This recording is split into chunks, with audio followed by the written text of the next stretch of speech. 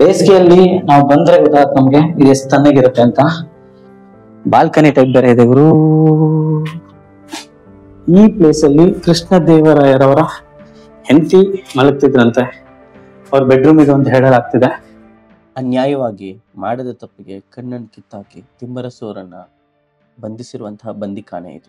ಕೆಲವೊಂದ್ಸರಿ ಬಂದಾಗ ಇಷ್ಟೇನಾ ಅನ್ಸ್ಬಿಡುತ್ತೆ ನಮ್ಗೆ, ಕೆಲವೊಂದ್ಸರಿ ಇಷ್ಟೊಂದು ದೊಡ್ಡದ ಅಂತಾನೂ ಅನ್ಸುತ್ತೆ.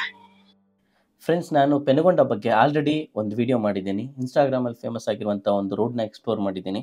ಅದನ್ನ ಯಾರಾದರೂ ನೋಡಿಲ್ಲ ಅಂದರೆ ನೋಡಿ. ಇವತ್ತು ಕೃಷ್ಣದೇವರಾಯರ ಒಂದು ಮಹಲನ್ನು ಎಕ್ಸ್ಪ್ಲೋರ್ ಮಾಡ್ತಿದ್ದೀವಿ. ಈ ಪ್ಲೇಸ್ ಬಂದ್ಬಿಟ್ಟು ಆಂಧ್ರ ಪ್ರದೇಶದಲ್ಲಿದೆ, ಸತ್ಯಸಾಯಿ ಜಿಲ್ಲೆ. ಲಾಸ್ಟ್ ಟೈಮ್ ಬಂದ್ಬಿಟ್ಟು ಅನಂತಪುರ ಜಿಲ್ಲೆ ಅಂತ ಹೇಳಿದ್ದೆ. ಸೊ ಲೇಟ್ ಮಾಡಿದಿರಾ, ವಿಡಿಯೋನ ಸ್ಟಾರ್ಟ್ ಮಾಡೋಣ.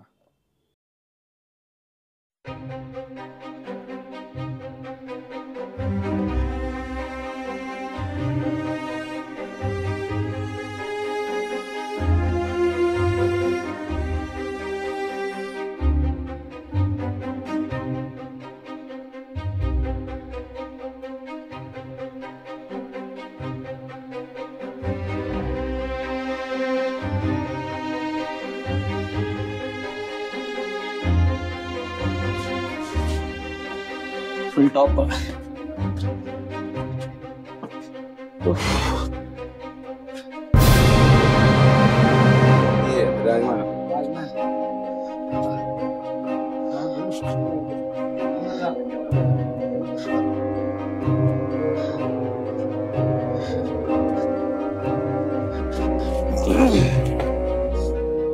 ಅನ್ಸಿದ್ದು ಫುಲ್ ಟಾಪ್. ಊರ್ ಹೆಂಗ್ ಅನ್ಸುತ್ತೆ ಅಂತ ಒಂದ್ಸರಿ ನೋಡಿ.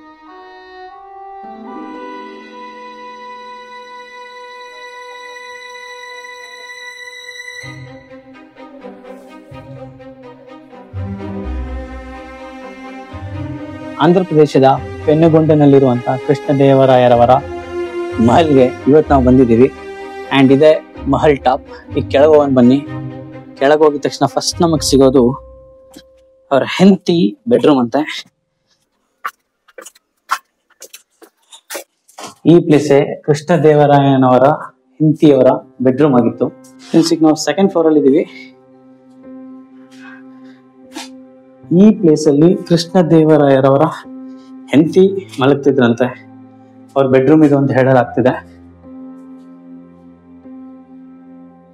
ಅವರು ಎದ್ದ ತಕ್ಷಣ ಕಣ್ಣಿಗೆ ಕಾಣೋ ತರ ರಾಮಾಲಯ ಮತ್ತೆ ಶಿವಾಲಯವನ್ನು ನಿರ್ಮಿಸಲಾಗಿದೆ. ಮೈನ್ಲಿ ಈ ಮಹಲ್ ಅವ್ರು ಏನಕ್ಕೆ ಕಟ್ಟಿಸ್ಕೊಂಡಿದ್ದಾರೆ ಅಂತಂದ್ರೆ, ಬೇಸಿಗೆಯಲ್ಲಿ ಇಲ್ಲಿ ತುಂಬಾ ತಂಪಾಗಿರುತ್ತೆ ಅಂತ, ತಂಪಾಗಿರುವಂತೆ ಕಟ್ಟಿಸ್ಕೊಂಡು ಇರುವಂತ ಮಹಲ್ ಇದು.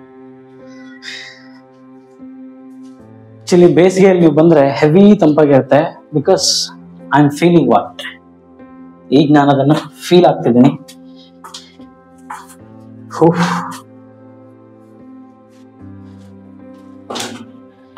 ಬೇಸಿಗೆಯಲ್ಲಿ ನಾವು ಬಂದ್ರೆ ಗೊತ್ತಾಗುತ್ತೆ ನಮ್ಗೆ ಇದು ಎಷ್ಟು ತಣ್ಣಗಿರುತ್ತೆ ಅಂತ. ಬೇಸಿಗೆ ಟೈಮಲ್ಲಿ ವಿಜಯನಗರದಿಂದ ಇಲ್ಲಿ ಬಂದು ವಾಸಿಸ್ತಿದ್ರು ಅಂತ ಸಹ ಹೇಳಲಾಗ್ತಿದೆ ಈ ಮಹಲ್ನಲ್ಲಿ.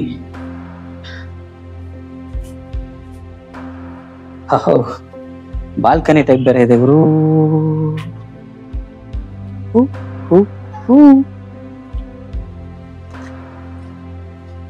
ಬನ್ನಿ ಒಂದು ರೌಂಡ್ ಹಾಕೋಣ.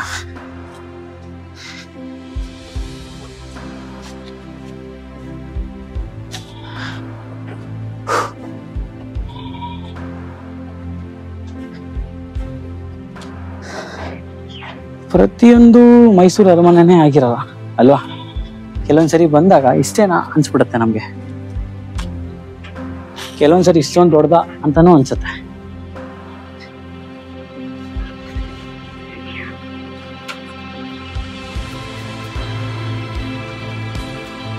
ಬನ್ನಿ ಒಳಗೋಗೋಣ. ಮೇಲ್ ಬೇರೆ ಹೆಂಚ್ ಹಾಕಿದಾರೆ ಇಲ್ಲಿ.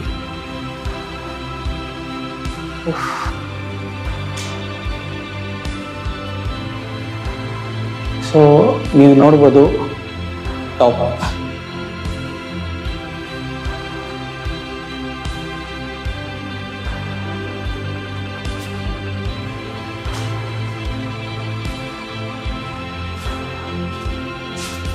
ಎಲ್ಲಾನು ಆರ್ಚ್ ಆರ್ಚ್ ಆರ್ಚ್.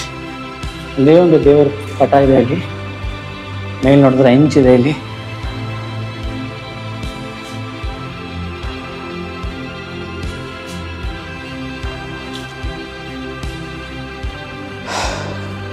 ಫ್ರೆಂಡ್ಸ್, ಈ ಪೆನುಗೊಂಡ ಅನ್ನೋ ಪ್ಲೇಸ್ ಏನಿದೆ, ಕೃಷ್ಣದೇವರಾಯನವರ 2ನೇ ರಾಜಧಾನಿ. ಇದು ಆಂಧ್ರ ಪ್ರದೇಶದಲ್ಲಿದೆ. ಇಲ್ಲಿ ಅವರು ಬೇಸಿಗೆಯಲ್ಲಿರೋದಕ್ಕೆ ಅಂತ ಕಟ್ಟಿಸ್ಕೊಂಡಂತಹ ಪ್ಯಾಲೇಸ್. ಯಾವುದೇ ರೀತಿಯಾದಂತಹ ವ್ಯವಹಾರಗಳು ಇಲ್ಲೇ ನಡೆಸೋರವರು. ಯಾವ ಟೈಮಲ್ಲಿ ಅವ್ರು ಇಲ್ಲಿ ಇರ್ತಿರ್ಲಿಲ್ಲ ಅಂತಂದ್ರೆ ಅದು ಕೇವಲ ಶತ್ರುಗಳಿಂದ ಅವ್ರಿಗೇನೋ ಸಮಸ್ಯೆ ಇದೆ ಅಂತ ಅನ್ನಿಸ್ದಾಗ ಮಾತ್ರ ಈ ಮಹಲ್ನ ಬಿಟ್ಟು ಕೋಟೆಯಲ್ಲಿ ಹೋಗಿ ಇರ್ತಿದ್ರಂತೆ. Only for safety purpose. ಬಿಟ್ರೆ ಅವ್ರ ಆಂಧ್ರ ಪ್ರದೇಶಕ್ಕೆ ಈ ಪೆನುಗೊಂಡ ಪ್ರಾಂತ್ಯಕ್ಕೆ ಏನಾದ್ರು ಬಂದ್ರೆ ಅವ್ರು ವಾಸಿಸ್ತಾ ಇದ್ದಿದ್ದಿಲ್ಲೇ ಅಂತೆ. ಅವರ ಹೆಂಡತಿ ಬೆಡ್ರೂಮ್ ಸಹ ನಾನು ನಿಮ್ಗೆ ತೋರಿಸಿದ್ದೀನಿ. ಅಂಡ್ ಇಲ್ಲಂತೂ ತುಂಬಾ ತಣ್ಣಗಿದೆ, ತುಂಬಾ ವೈಡ್ ಆಗಿ ಕಟ್ಟಿದ್ದಾರೆ ಒಂದೊಂದು. ಇಲ್ಲಿ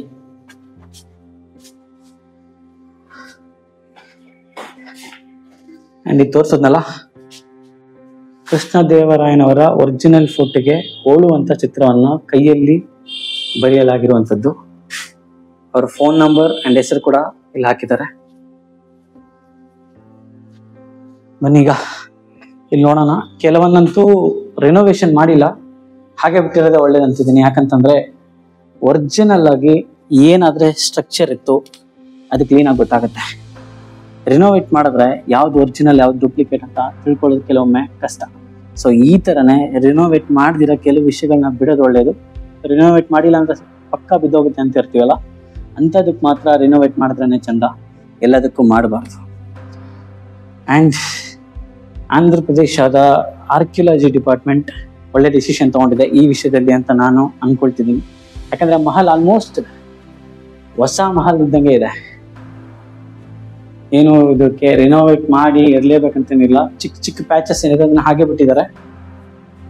ನನಗಂತೂ ಗುಡ್ ಅನ್ನಿಸ್ತಾ ಡಿಸಿಷನ್.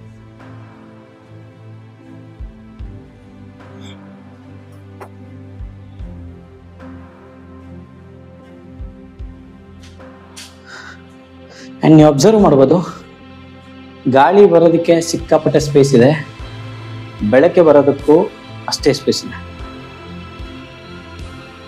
ಬೆಳಕು ಗಾಳಿ ಎರಡೂ ಬರಂಗೆ ತುಂಬಾ ಚೆನ್ನಾಗಿ ವೆಲ್ ಬಿಲ್ಡ್ ಮಾಡಿದ್ದಾರೆ ಇದನ್ನ ಅಂತ ಹೇಳ್ಬೋದು ನಾವು. ನಿಮಗೆ ನೋಡಿ ಟೈಮ್ ಹೆಚ್ಚು ಕಮ್ಮಿ 5 ಗಂಟೆ ಆಗ್ತದೆ, ಎಲ್ಲೂ ಕತ್ಲಂತ ಏನು ಅನ್ನಿಸ್ತಿಲ್ಲ. No lights, it's good actually. ಈ ಮಹಲಲ್ಲಿರುವಂತ ಒಂದು ಚಿಕ್ಕ ರೂಮ್ ನಾನು ನೋಡ್ಬೋದು. ಈಗ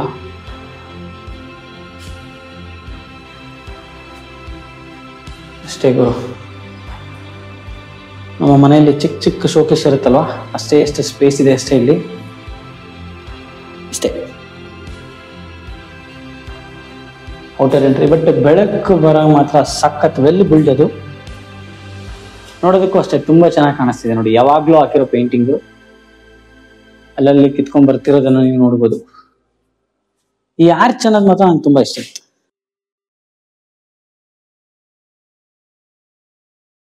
ಈಗ ಸ್ಯಾಡ್ ಪಾರ್ಟ್ ಬಗ್ಗೆ ಮಾತಾಡ್ಕೊಳ್ಳೋಣ.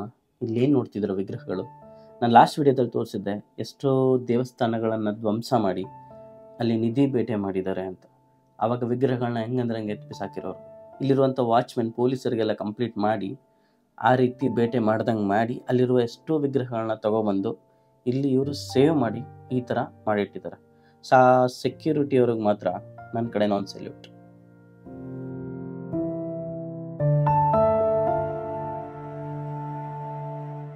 ಫ್ರೆಂಡ್ಸ್, ಇವಾಗ ನೀವು ನೋಡ್ತಿರೋದೆ ತಿಮ್ಮರುಸು ಅವರ ಬಂದಿಖಾನ. ಇದ್ರ ಹಿಸ್ಟ್ರಿ ಏನು ಅಂತಂದರೆ, ಶ್ರೀಕೃಷ್ಣ ದೇವರಾಯನ ಮಗನಿಗೆ ಇದೇ ಮಹಲಲ್ಲಿ ತಿನ್ನುವಂಥ ಆಹಾರದಲ್ಲಿ ವಿಷ ಕೊಟ್ಟು ಸಾಯಿಸ್ತಾರೆ. ಆದರೆ ಅದರ ನೇರಾರೋಪವನ್ನು ಮಾತ್ರ ತಿಮ್ಮರುಸು ಅವರ ಮೇಲೆ ತೊಳ್ತಾರೆ. ಈ ಸಮಯದಲ್ಲಿ ಯಾವುದೇ ರೀತಿಯಾದಂತಹ ವಿಚಾರಣೆ ಇಲ್ಲದೆ ಇಲ್ಲಿರುವಂತಹ ತಿಮ್ಮರುಸು ಅವರಿಗೆ ಶ್ರೀಕೃಷ್ಣ ದೇವರಾಯರು ಶಿಕ್ಷೆ ಕೊಡ್ತಾರೆ. ಆ ಶಿಕ್ಷೆ ಏನು ಅಂತಂದರೆ, ಅವರ ಕಣ್ಣನ್ನು ಕಿತ್ತಾಕಿ ಅವರನ್ನು ಕುರುಡರನ್ನಾಗಿ ಮಾಡಿ ಇಲ್ಲಿರುವಂಥ ಬಂದಿಖಾನೆಯಲ್ಲಿ ಬಂದಿಯಾಗಿ ಮಾಡಿಬಿಡ್ತಾರೆ. ನಂತರ ನಿಜ ಗೊತ್ತಾಗುತ್ತೆ, ತುಂಬಾ ಪಶ್ಚಾತ್ತಾಪ ಪಡ್ತಾರೆ. ಆದರೆ ಏನು ಮಾಡೋಣ, ಇಲ್ಲಿರುವಂಥ ತಿಮ್ಮರುಸು ಅವರು ಈ ನೋವನ್ನು ತಡೆಯೋಕ್ಕಾಗದೆ ಕೊರಗಿ ಸತ್ತೋಗ್ತಾರೆ. ನಂತರ ಶ್ರೀಕೃಷ್ಣ ದೇವರಾಯರೇ ಇವರಿಗೆ ಒಂದು ಸಮಾಧಿಯನ್ನು ಕಟ್ಟಿಸ್ಕೊಡ್ತಾರೆ. ಅದೇ ಸಮಾಧಿ ಇದು.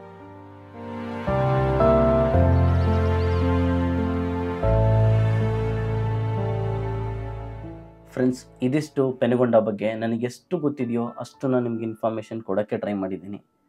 ನಾನು ಕೊಟ್ಟಿರೋ ವೀಡಿಯೋಸಲ್ಲಿ ನಿಮಗೇನಾದ್ರು ಜೆನ್ಯೂನಿಟಿ ಕಾಣಿಸಿದ್ರೆ ನಿಮ್ಮ ಹತ್ರ ₹1 ಸಹ ನಾನು ಕೇಳ್ತಿಲ್ಲ, ಜಸ್ಟ್ ನಿಮ್ಮ ಫ್ರೆಂಡ್ಸ್ ಆ್ಯಂಡ್ ಫ್ಯಾಮಿಲಿಗೆ ಶೇರ್ ಮಾಡಿ. ಈ ವಿಡಿಯೋನ ಹೊಸ್ದಾಗಿ ನೋಡ್ತಿದ್ರೆ ಮಾತ್ರ ಸಬ್ಸ್ಕ್ರೈಬ್ ಮಾಡ್ಕೊಳ್ಳಿ. ನನ್ನ ನೆಕ್ಸ್ಟ್ ವಿಡಿಯೋ ಲೇಪಾಕ್ಷಿ ಮೇಲಿರುತ್ತೆ. ಸೊ ಅದರಲ್ಲಿ ವಿಶೇಷ ಏನು ಅಂತಂದರೆ ಒಂದು ಪಿಲ್ಲರ್ ಗಾಳಿಯಲ್ಲಿ ತೇಲ್ತಾ ಇರುತ್ತೆ. ಸೊ ಅದನ್ನು ನೀವು ನೋಡಬೇಕು ಅಂತಂದರೆ ಮಿಸ್ ಮಾಡ್ತೀರಾ, ಸಬ್ಸ್ಕ್ರೈಬ್ ಮಾಡ್ಕೊಳ್ಳಿ. ನೆಕ್ಸ್ಟ್ ವಿಡಿಯೋಗೆ ಮತ್ತೆ ಸಿಗ್ತೀನಿ.